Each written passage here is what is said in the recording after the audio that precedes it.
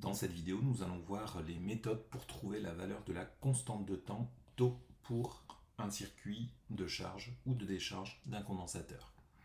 Alors la première méthode, qui est la plus simple, c'est une formule mathématique qui est à appliquer.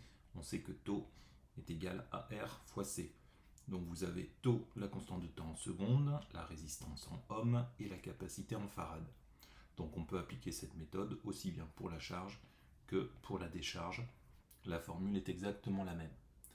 La deuxième méthode qui peut être appliquée, c'est la méthode des tangentes parallèles.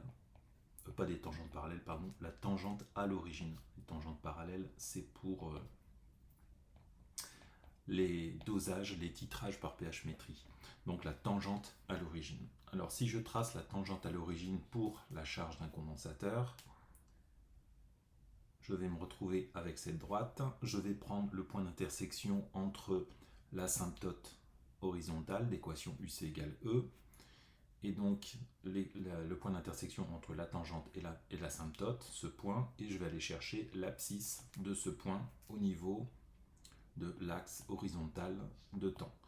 Donc j'obtiens un point, et ce point, c'est tau, la valeur de tau, et je trouverai exactement la même chose que si je faisais tau égale à RC. Pour la décharge, même chose, la tangente à l'origine, et là j'ai directement l'intersection avec l'axe des abscisses qui me donne la valeur de tau.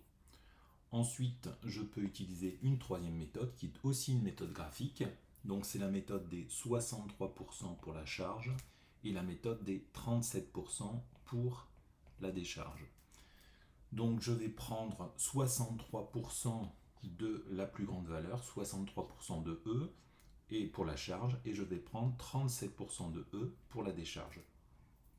Donc si je prends 63% de E, je vais me retrouver avec cette valeur, donc 0,63 fois E, 63%, et je vais aller chercher le point d'intersection avec la courbe UC en fonction du temps, et quand je redescends, j'obtiens la valeur de tau également. Et au niveau de la décharge, je prends 37% de la valeur de E, je vais chercher sur la courbe, et quand je redescends sur l'axe des abscisses, je retrouve la valeur de tau.